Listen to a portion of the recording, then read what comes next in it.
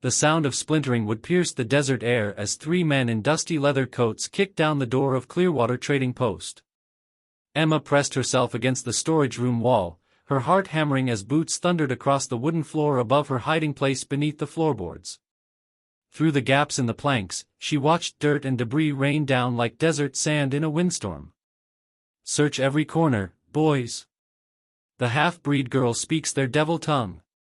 She'll know where they went. Marshal Crenshaw's voice was a razor scraping against stone. Emma had learned to recognize the sound of hatred in 8 different languages, but it always carried the same bitter taste regardless of the words chosen to wrap around it. She held her breath as the men overturned barrels of flour and beans, their search growing more violent with each empty corner they discovered. "Ain't no sign of her, Marshal. Maybe she ran off with them Apache giants. Emma Clearwater don't run from nobody." The third voice belonged to Jake Morrison, a drunk who owed her father money before the fever took him 3 summers ago. "That girl's got more spine than sense. She's here somewhere." Emma's fingers found the small leather pouch hidden in her dress pocket, the one containing the only photograph of her parents. Her mother's delicate French features smiled up from the faded image next to her father's stern German jaw. They had taught her that languages were bridges between souls, not weapons to be feared. Now their gift was making her a target.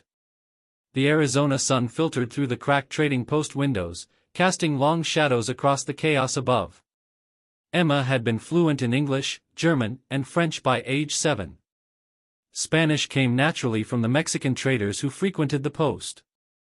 The Apache, Navajo, and Ute languages she had learned from necessity, trading with the tribes who trusted her father's fair dealings.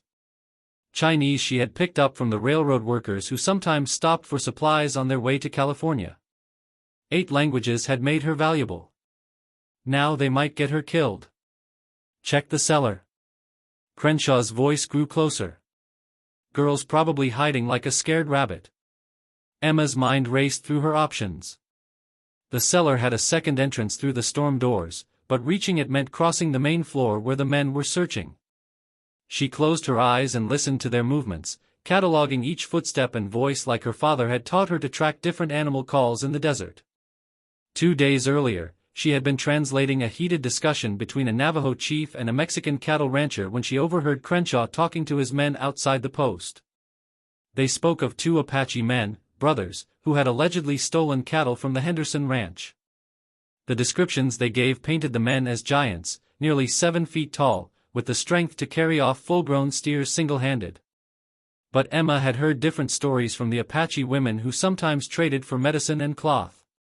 Stories of twin brothers named Ayana and Nailnish, respected healers who served their people as spiritual guides.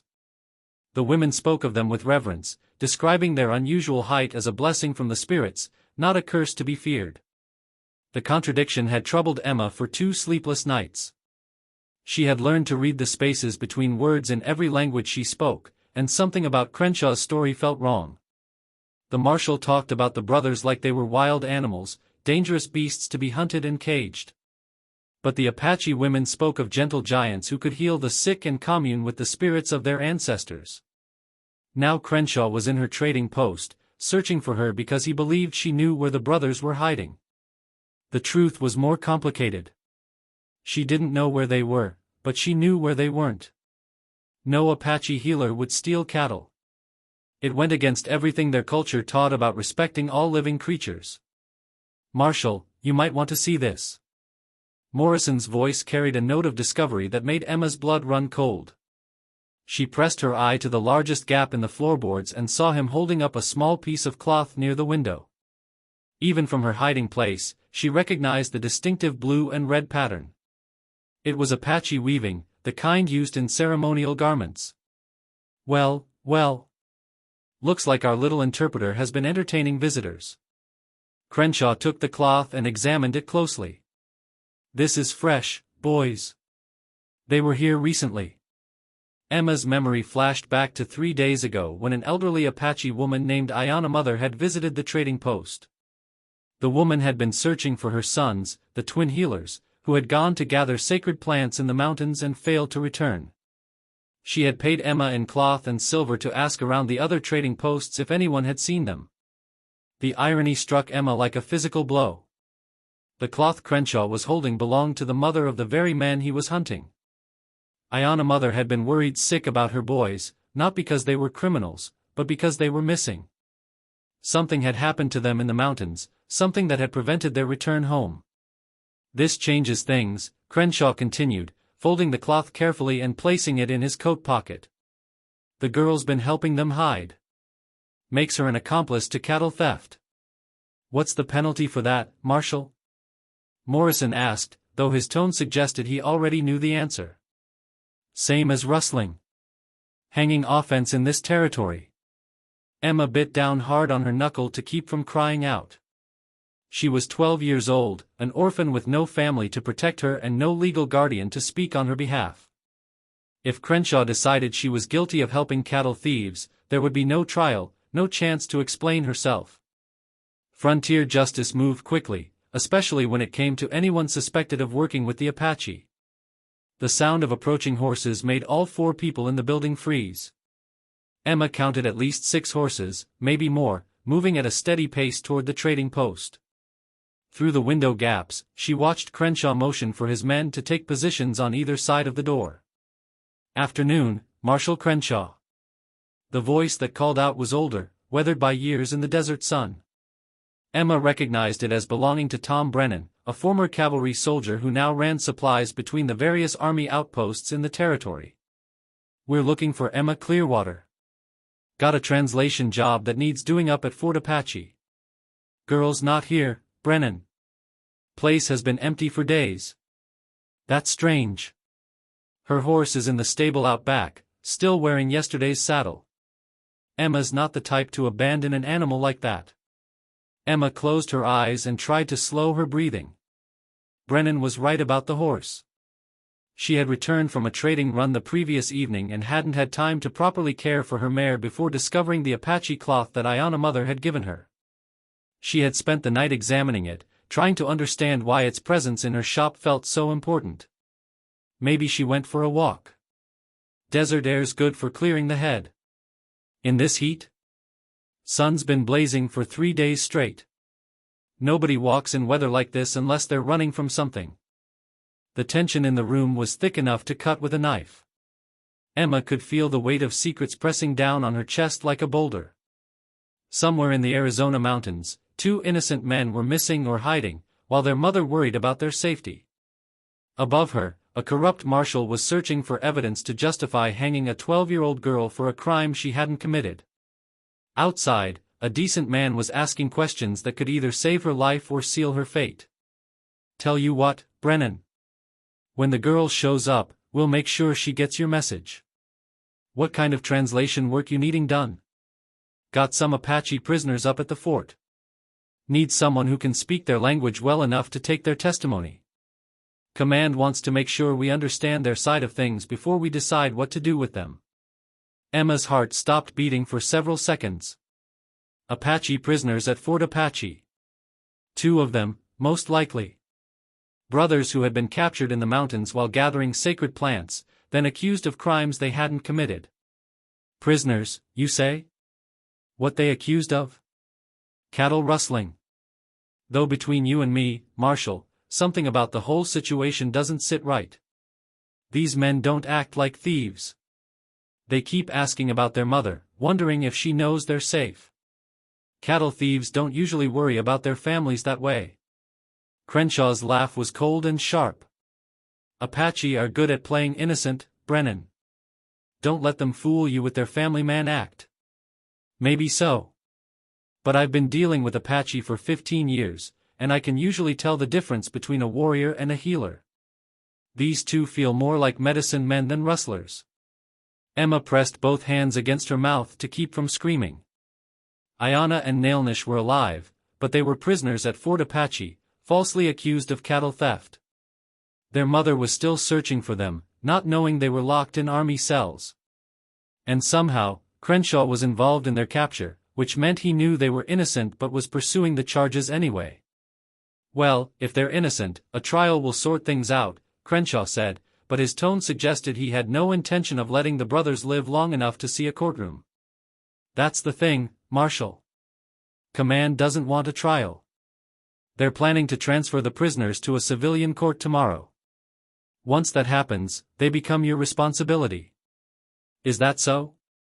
Crenshaw's voice carried a satisfaction that made Emma's skin crawl.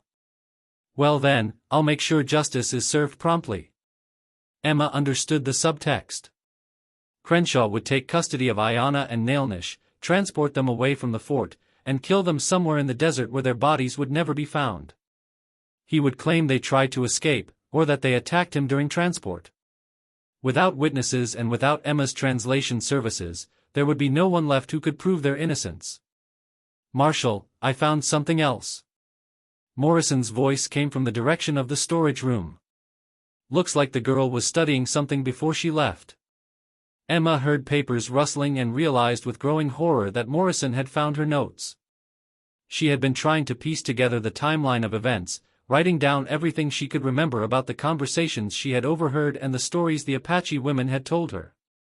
The notes were in multiple languages, switching between English, German, and Apache as her thoughts moved faster than any single tongue could express. What kind of notes? Crenshaw asked. Can't read most of it. Looks like foreign writing mixed in with English. But there are names here. Apache names. Ayanna, Nailnish, and someone called Ayanna Mother.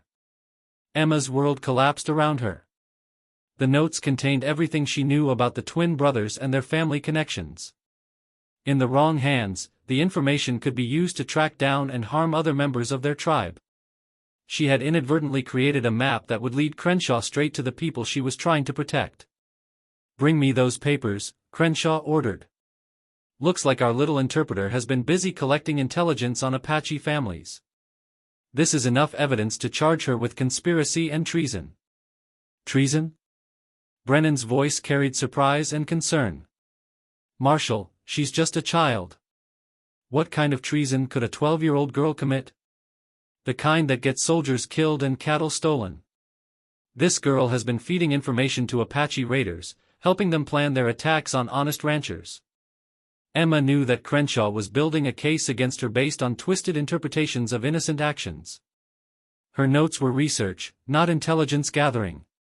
Her conversations with Apache women were business transactions, not military planning sessions. But in a frontier court with an angry marshal presenting evidence, the distinction might not matter. I'm not comfortable with this, Crenshaw. Something feels wrong about the whole situation. Your comfort isn't my concern, Brennan. My job is keeping this territory safe from Apache raiders and their accomplices. If you've got a problem with how I do that job, take it up with the territorial governor. The conversation above continued, but Emma had heard enough to understand her situation. She was trapped in her own trading post, surrounded by men who wanted to kill her for crimes she hadn't committed. The innocent Apache brothers she had tried to help were prisoners awaiting transfer to a marshal who planned to murder them. And somewhere in the desert, their mother continued searching for sons who might already be beyond saving. Emma closed her eyes and began cycling through the 8 languages that had shaped her life, searching for words that could give her strength. In German, her father's language, she found Mut, courage. In French, her mother's tongue, she discovered espoir, hope. In Apache, the language that had made her a target, she located du sh de, do not give up. But it was in English, the language of survival in this harsh territory, where she found the phrase that would define her next actions: the truth will set you free. Emma Clearwater was 12 years old, orphaned, hunted, and scared. But she was also fluent in 8 languages, raised by parents who believed in justice over profit, and possessed of a moral clarity that had not yet been clouded by adult compromises. She knew where the innocent Apache brothers were imprisoned, she understood why they had been falsely accused, and she possessed information that could save their lives. The men above her were still arguing about jurisdiction and evidence when Emma made her decision. She would not hide beneath the floorboards while innocent people suffered. She would not let fear silence the 8 voices that lived within her mind. And she would not abandon the twin brothers to a marshal's corrupt justice. Moving carefully through the shadows beneath the trading post, Emma began planning her escape. The storm's cellar doors were 20 feet away, blocked by 2 barrels of flour and a broken wagon wheel. If she could move those obstacles without making noise, she might be able to slip outside while the men were distracted by their conversation with Brennan. But escaping the trading post was only the first step in a much more dangerous journey. Fort Apache was a full day's ride through desert and mountain terrain that would challenge even an experienced traveler. Emma had never made the journey alone, and she would be traveling on a horse that hadn't been properly rested or fed. More importantly, she would be riding straight toward a confrontation with trained soldiers and an corrupt marshal who had already decided she deserved to die. Her only weapons were her intelligence, her linguistic abilities, and her absolute certainty that Ayanna and Nailnish were innocent of the crimes they had been charged with. As Emma prepared to risk everything on a desperate rescue mission, she whispered a prayer in the 8th language she had learned from the Chinese railroad workers, Tian Zhuwa, heaven help me. The afternoon sun blazed overhead as Emma Clearwater prepared to discover whether courage and truth were stronger than corruption and violence in the harsh landscape of the American frontier. Chapter 2, Waters of Redemption. Heat struck Emma like a furnace when she slipped from the storm cellar behind the trading post. Esperanza, her rangy bay, stood tethered in the shimmer of noon, and Emma saddled her in silence, whispering Spanish comforts while Crenshaw's boots scraped somewhere inside. The girl guided the mare into a dry arroyo, letting its sandy bend swallow hoofbeats, and aimed east toward the red saw-teeth of the Superstition Range. She rode hard until the noise of Clearwater Post was only memory and the desert spread vast and listening. Solitude sharpened her thoughts. Crenshaw's fury, the cloth from Ayanna Mother, and whispers about silver deposits near Thunder Falls settled into a single, chilling pattern. If mining interests wanted sacred Apache land, removing twin healers who could rally resistance, and the lone translator who might defend them, was brutal, simple logic. By dusk Emma reached a rim above the Salt River Canyon. Below, Fort Apache glowed in the amber light, adobe walls, 2 watchtowers, smoke curling from cook fires. She tethered Esperanza among junipers, studied guard rotations, and rehearsed the story Brennan had given her, official translator summoned for urgent testimony. When night fell, she rode to the gate with spine straight and voice steady. Surprise worked in her favor. The sentries, confronted by a dusty 12-year-old claiming fluency in Apache, chose caution over refusal and fetched Lieutenant Morrison. The officer's weather-worn face showed skepticism tempered by curiosity. Emma met his gaze without blinking, recited her credentials, and reminded him that the prisoner's statements must be taken before tomorrow's transfer. Morrison, uneasy about the case already, allowed her through. Inside the guardhouse lamplight flickered on 2 towering men, Ayanna and Nailnish, hands bound but heads high, chanting a soft death song. Emma answered in flawless Apache, naming their mother and the cloth that carried her worry. Hope kindled in their dark eyes. They spoke, captured far from any ranch, accused without evidence, marched here by a gray-haired marshal in a long coat. Thunder Falls, they insisted, lay 40 miles from the stolen cattle. They had been harvesting medicinal roots, nothing more. Morrison listened as Emma translated. The geography alone unraveled the charge, and the lieutenant's jaw tightened. He admitted that the fort had received quiet pressure from territorial officials aligned with a mining syndicate, the same investors rumored to covet land around the falls. Before he could act on the revelation, hoofbeats hammered through the gates. Crenshaw entered, coat flapping, eyes glittering when they landed on Emma. He announced he would assume custody of the prisoners at once. Morrison protested, orders specified morning transfer, paperwork incomplete. Crenshaw brushed the objection aside and reached for his holstered revolver. Emma stepped between the marshal and the twins, forcing calm into her shaking voice. She declared, in the formal cadences of legal English her father had taught her, that she possessed testimony proving the prisoner's innocence and knowledge of Crenshaw's association with mining agents.